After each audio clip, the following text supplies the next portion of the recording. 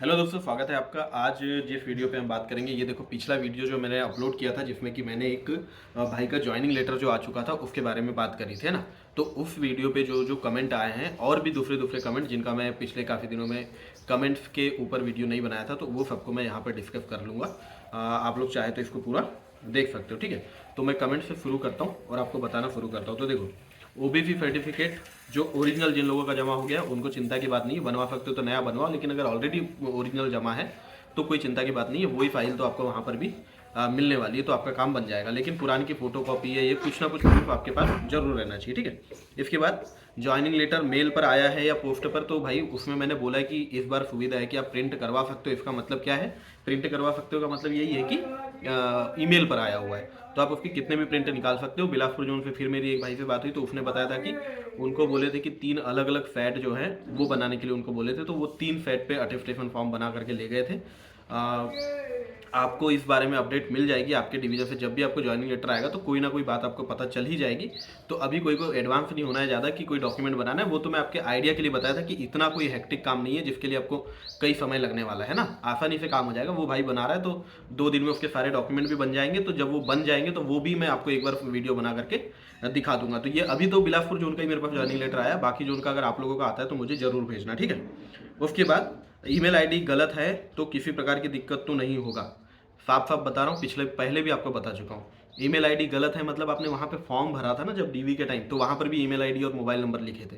तो जिनका अगर पहले का ईमेल आईडी या मोबाइल नंबर बंद हो गया था वो नया ईमेल आईडी लिखना था। अब नए वाले में भी गलत लिखे हो तो भगवान मालिक है आपका, जैसा करना है आप देख लो, बाकी मुझे कुछ नहीं पता, ठीक है। लेकिन अगर फॉर्म भरते समय वाला बंद हो गया है मान लो, तो आपने वहाँ नया ईमेल आईडी लिखा होगा उस पर आ जाएगा।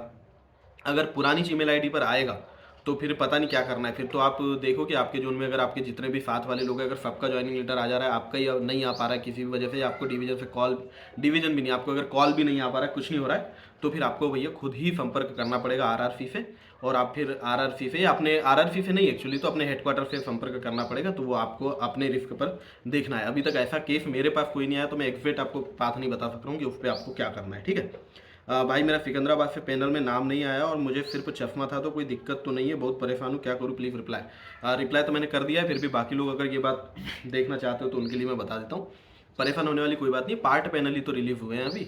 और इसमें तो बात भी अधूरी है कि मुझे सिर्फ चश्मा था। अब चश्मा अगर 4 नंबर से ज़्यादा का था तब थोड़ी चिंता की बात है, तब C1 मेडिकल में आ जाओगे आप, और C1 में अगर टॉप प्रायोरिटी में C1 की पोस्ट फुल हो गई तो आपको नहीं मिलेगी।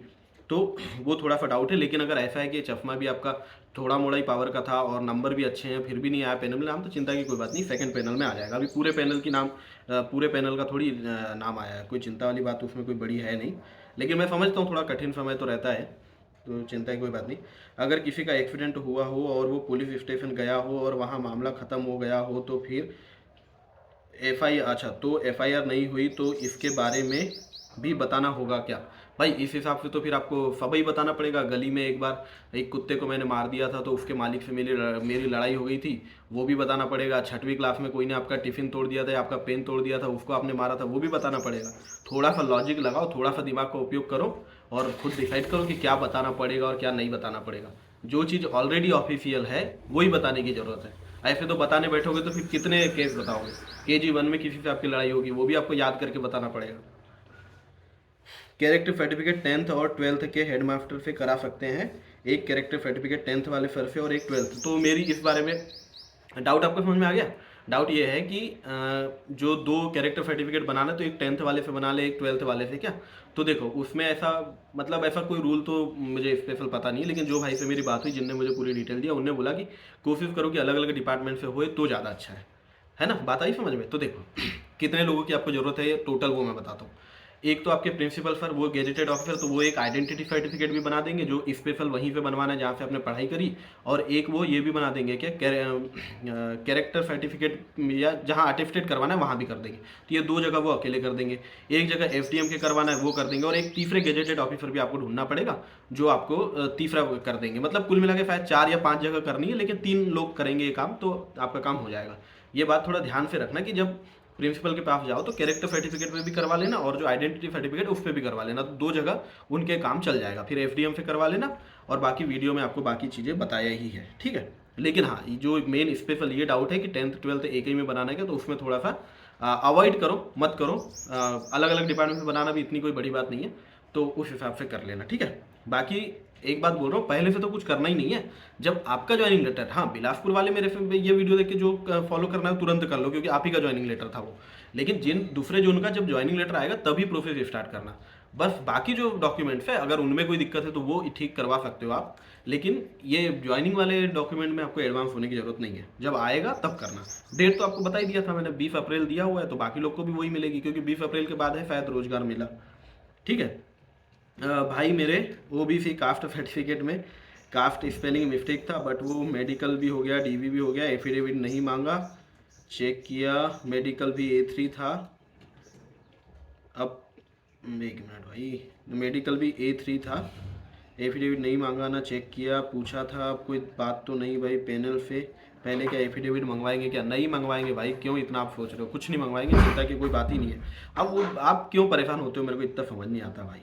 आपका काम ही नहीं है, आपने करवा लिया, हो गया खत्म काम, मेडिकल हो गया, डीवी क्लियर हो गया। आप कुछ होगा भी ना तो वो इतना नहीं, जब कोई एकदम उनके तरफ से कुछ बड़ी गलती हो जाती तब वो आपको कांटेक्ट करते हैं। ये सारी चीज़ें तो आप डिवीजन डीवी में भी कर लोगे मैनेज, कोई दिक्कत की बात नहीं है। प्राइवेट स्कूल के प्रिंसिपल का चलेगा क्या? तो देखो, प्राइवेट स्कूल का प्रिंसिपल का सिर्फ एक ही जगह करवा पाओगे। अगर प्राइवेट स्कूल का करवाओगे तो सिर्फ एक ही जगह कर पाओगे। प्राइवेट स्कूल में अगर आपने पढ़े हो और प्राइवेट स्कूल से आप अगर करवाते हो तो सिर्फ एक ही जगह कर पाओगे, आइडेंटिटी सर्टिफिकेट में। नीचे नहीं करवा पाओगे, नीचे तो गवर्नमेंट एम्प्लॉय गेजेटेड होने चाहिए, या तो स्टेट गवर्नमेंट या सेंट्रल गवर्नमेंट, ऐसा स्पष्ट उसमें लिखा हुआ है। तो एक बार अपने ज्वाइनिंग लेटर को पूरा पढ़ना, एक एक शब्द पढ़ना, 2 बार पढ़ना, ठीक है। आदर्श भाई ये बताओ, मेरे कलर ब्लाइंड निकला था मेडिकल में और मेरे कट ऑफ से 8 नंबर एक्स्ट्रा है, तो मेरा पैनल में नाम नहीं आया, गुवाहाटी जोन से आएगा कि नहीं, प्लीज़ बताओ कुछ। भाई जहाँ तक मेरे को नॉलेज है ना, अगर चश्मे का नंबर कम है और कलर ब्लाइंड मिलता है, हाँ मेरे मेरे हाँ मतलब मेरे को लगभग कंफर्म ही पता है ये तो। देखो जैसे मेरे चश्मे का नंबर 4 था दोनों तरफ और मुझे B1 मिला, तो फिर B2 किसको मिलता होगा आप बताओ? B2 उसको मिलता होगा जो कलर ब्लाइंड होगा, है ना। और मेरे साथ वाले भी लड़के यही बोल रहे थे। तो अगर कलर ब्लाइंड हो और चश्मे का नंबर 4 है या 4 से कम है तो आपको B2 मिलेगा। तो B2 की तो ठीक ठाक पोस्ट होगी मुझे लगता है, तो आपका नाम बाद वाले पैनल में आ जाएगा, कोई बहुत चिंता की बात नहीं है। 8 नंबर तो बहुत ज़्यादा एक्स्ट्रा है यार, कोई दिक्कत की बात नहीं है। मेरे कट ऑफ से 8 नंबर एक्स्ट्रा है, कोई दिक्कत की बात नहीं। कट ऑफ 8 नंबर तो क्या होते हैं भाई, बहुत ज़्यादा होते हैं। आपका कब तक ज्वाइन डेट दिया है आपको? तो ये तो मैंने बताया था उसमें 20 अप्रैल लिखा है। और वैसे भी ये मेरा ज्वाइनिंग लेटर नहीं है, ये तो आरआरसी बिलासपुर में लेवल 1 का है। ग्रुप डी में अब से पहले एसडीएम के सिग्नेचर नहीं होते थे क्या? अब की बार हो रहे हैं, पहले सिर्फ 2 गेजेटेड के ही होते थे। अब भाई पहले आप करा चुके हो तो आप ही गाइड करो मेरे को, मैं तो क्या ही करूँगा फिर।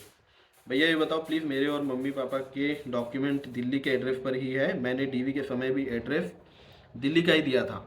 उनका और मेरे गांव का कोई डॉक्यूमेंट नहीं है, तो क्या गांव का एड्रेस लिखना ज़रूरी है क्या? ज़रूरी है क्या उनका गांव में बर्थ प्लेस शो करना? देखो बहुत ही कठिन चीज़ है ही नहीं है, एकदम सबसे ज़्यादा इजी चीज़ है। आपको जैसे कोई नाम पूछे तो आपको पूछेगा घर का नाम क्या है, तो आप बताओगे चिंटू, बोलेगा ऑफिशियल नाम क्या है तो बताओगे चंद्र प्रकाश सिंह। इतना से सिंपल बात है।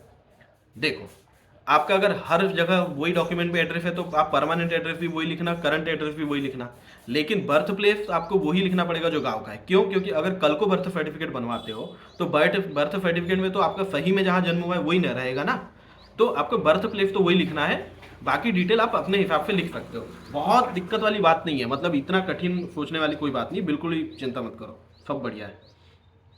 क्या कैरेक्टर सर्टिफिकेट में अब की बार एफडीएम सिग्नेचर मांगे? भाई उसमें लिखा तो वैसे ही है, जैसा लिखा है वैसा ही करना मेरे हिसाब से ठीक रहेगा। भाई आपको इसका पीडीएफ अपलोड कर दो। वो पीडीएफ भाई मैं इसीलिए अपलोड नहीं कर रहा हूँ क्योंकि ना फिर थोड़ा आप समझ के चलो कि क्या करेंगे अपन, कि फिर अब जब साथ में आएंगे तो अपन ही खुद ही सोचेंगे कि कैरेक्टर सर्टिफिकेट भी बनवा लेते हैं, ऐसा करवा लेते हैं, वैसा करवा लेते हैं। पता चला बाद में आपके जोन में कुछ अलग ही चीज़ चल रही है या आपके डिवीजन में कुछ अलग ही चल रहा है, तो वो रिस्क लेने का कोई मतलब नहीं। अब देखो मेरा भी अभी तक ज्वाइनिंग लेटर नहीं आया, पर मेरे पास ये लेवल 1 का आ गया, तो मैं कोई डॉक्यूमेंट बनवा रहा हूँ क्या? नहीं बनवा रहा हूँ, चिल बैठा हुआ हूँ, जब आएगा ज्वाइनिंग लेटर तब बनवा लेंगे। कोई ऐसा फंसने वाला काम तो है ही नहीं कहीं कि कोई डॉक्यूमेंट में आपको 4 दिन 5 दिन या 10 दिन लगने वाले, 2 दिन में सारे काम हो जाने वाले, तो परेशान होने की जरूरत नहीं है। लेकिन जब मैं अपने बनवाऊंगा तो मैं आपको पूरा डिटेल में शुरू से आखिर तक बता दूंगा, ये कोई दिक्कत नहीं है। भैया फॉर्म में करेस्पॉन्डेंस एड्रेस परमानेंट एड्रेस को डाले थे, कोई दिक्कत नहीं है, दोनों जगह सेम डाले थे तो भी चलेगा, अलग अलग डाले हो तो भी चलेगा, बस दोनों एड्रेस आपके काबू में रहने चाहिए।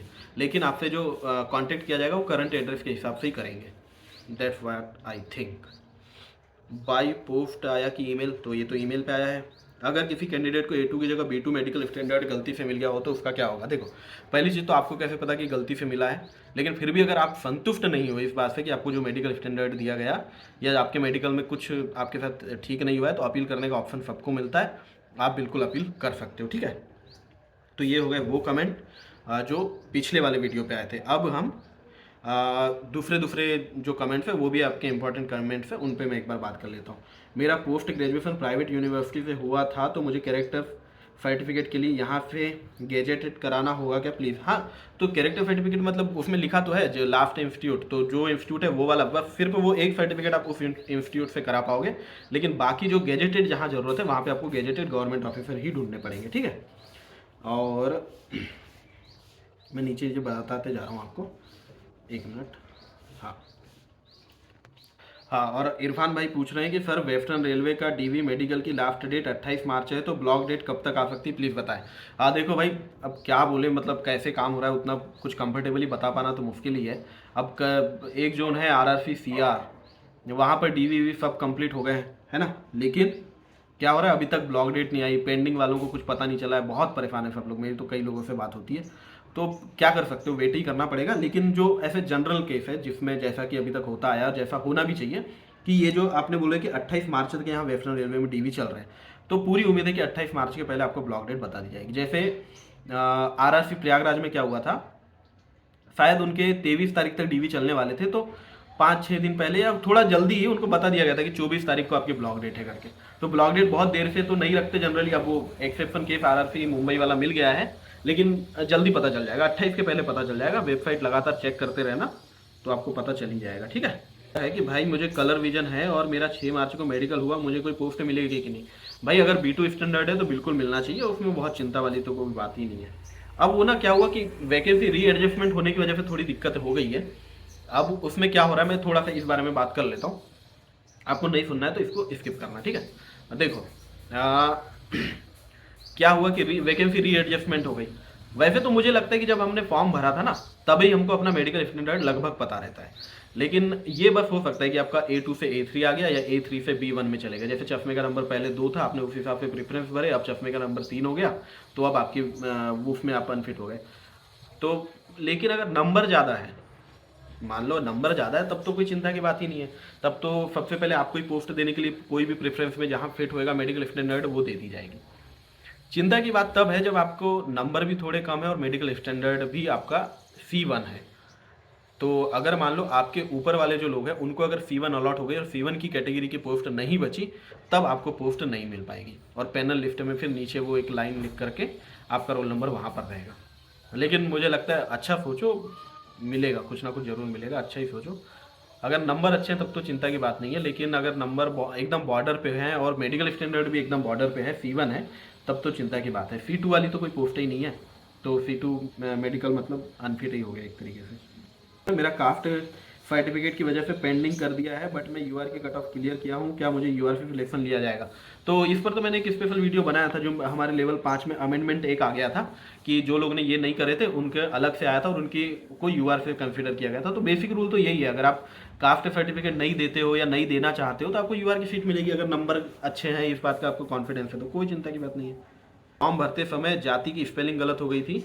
अरे ये तो दो लोग का अलग सेम सवाल है वो मतलब ऑलरेडी कवर किया हुआ सवाल है ये। देखो फॉर्म भरते समय अगर जाति की स्पेलिंग गलत हो गई थी ना, तो क्या होता है, सर्टिफिकेट में जो जाति रहती है उसको सत्य माना जाता है, जो आपने फॉर्म भरते समय किया था उसको गलत माना जाता है, तो इसका एक एफिडेविट बना के काम हो जाता है। ये मेरा भी तो सेम ही केस था, ये तो मैंने आपको बताया। सर मैंने DV में अपना रेलवे फॉर्मेट का OBC सर्टिफिकेट सबमिट नहीं किया था, पर ऑनलाइन वाला गवर्नमेंट ऑफ इंडिया का सबमिट कर दिया गया था, तो उन्होंने कहा कि आप इसे 15 दिन के अंदर हेडक्वार्टर में सबमिट कर देना। वैसे तो मैंने वो सबमिट कर दिया, पर उस पर रेजोल्यूशन नंबर कुछ नहीं। मैं इसका बता देता हूँ आपको, जब DV शुरू में हुए थे तब बहुत स्ट्रिक्ट चल रही थी चीज़ें, क्योंकि क्लियर नहीं थी कई सारी बात, जैसा लिखा था वैसी बातें चल रही थी। लेकिन अगर ऐसा हुआ है ना कि आपने सेंट्रल फॉर्मेट का दे दिया, रेलवे फॉर्मेट में नहीं दे पाए, तो उसमें आपको दिक्कत नहीं होने वाली। फिर आपका वो OBC से ही सिलेक्शन होगा, या जो भी कैटेगरी आपने सबमिट करी है उसी से सिलेक्शन होएगा। बात होगी तो वो डिवीजन में आपको मांग लिया जाएगा, तब भी नहीं दे पाए तो आपको टाइम मिल जाएगा। पर उसमें ऐसा नहीं होने वाला है कि आपको OBC से सिलेक्ट ही ना करें, वो तो आपको कर लेंगे, उसमें इशू नहीं है। ठीक है, भाई आरआरसी गोरखपुर में ईडब्ल्यूएस का इशू, अरे भाई कुछ पता ही नहीं है तो मेरे को। स्टडी आरआरसी क्विज वाले, ये भाई से मैं हम्बली रिक्वेस्ट करना चाहता हूँ इनको, मैं जो वीडियो में आपने बताया उसको प्लीज़ कंफर्म कर दो, यानी कमेंट में भी उनको पर्सनली उसका रिप्लाई करो। भाई इतनी ज़्यादा उम्मीद मत रखो मेरे से, थोड़ा सा मुश्किल होता है भाई इतनी ज़्यादा उम्मीद को फुलफिल कर पाना, ठीक है। तो ऐसा मत करो, और वीडियो को अगर ध्यान से देखोगे ना तो मैं पूरा बात बताता हूँ आपको, तो चिंता की कोई बात नहीं है, ठीक है। बाकी छोटी मोटी मिस्टेक तो एफिडेविट पे हो ही जा रही थी, तो अरे फिर ये एक दिन पहले का ये कमेंट है तो ये भी लेना पड़ेगा। ITI and degree same year का है तो आप डिग्री को ही लगाओ, क्योंकि आईटीआई मत लगाओ, फिर डिग्री ही लगाओ।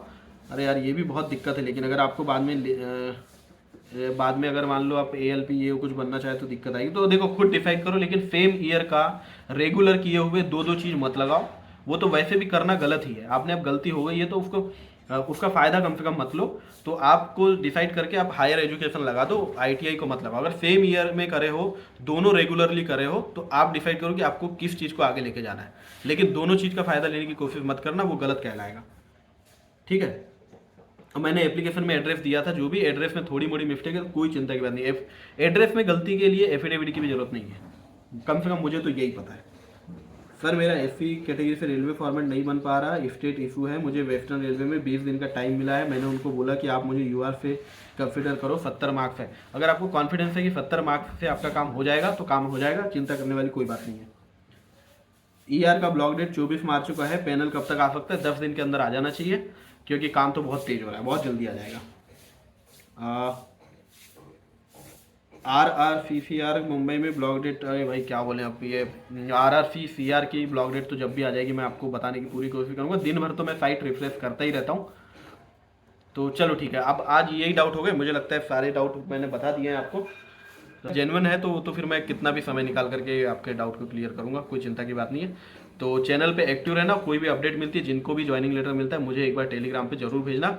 और अगर कोई डाउट आपको ऐसा लग रहा है कि मेरे से कांटेक्ट करना ही चाहिए आपको, तो @ADARFHACHOUDHARY96 टेलीग्राम पर मुझे मैसेज करना, ठीक है।